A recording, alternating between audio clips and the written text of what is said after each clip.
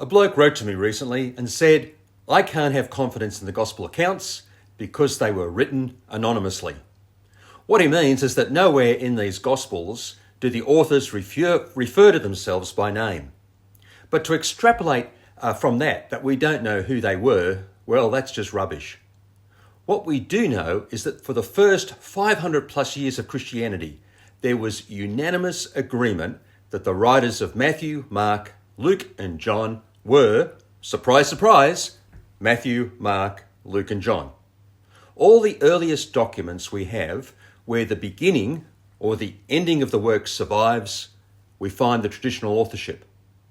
For example, in the Bodmer Papyrus document P75, Google it, which is our earliest copy of the Gospel of Luke and some of the Gospel of John, the Gospel of Luke ends with a statement that this is the Gospel according to Luke. And at the beginning of the Gospel of John, it is headed the Gospel according to John. In addition, we have many records of people writing about these Gospels in the 2nd, 3rd and 4th centuries, and all of them unanimously support the traditional authorship, even giving accounts as to why and how the original authors came about writing their Gospels. We have Papias, for example, a disciple of the Apostle John, referring to how Matthew and Mark and John's Gospel were compiled. And finally, if you were going to make a fake Gospel, and there were many made, why attribute them to these writers? Matthew, which was written to a Jewish audience, is none other than Matthew the tax collector. He would have been the least popular disciple next to Judas.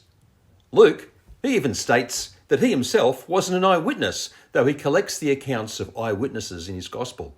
And Mark, well, he abandoned Paul and Barnabas on their first missionary trip and split the friendship between the two. Mark's information was from Peter. So why not just call the Gospel of Peter? I'd say because the early Christians were serious about attributing the correct authorship to the Gospels. The criticism that the Gospels are anonymous is typical of a modern-day person with their 20th century blinkers on, influenced by a culture where we have printing presses and copyright laws, trying to view these ancient documents in the same way. Certainly today, we expect any published document to have all the author's credentials and the copyright laws they are working under listed. Otherwise, well, we'd be suspicious. But come on, that is not the context of these documents, what we are looking at here. Please, if you found this video interesting, leave a like or a comment or subscribe. And God bless.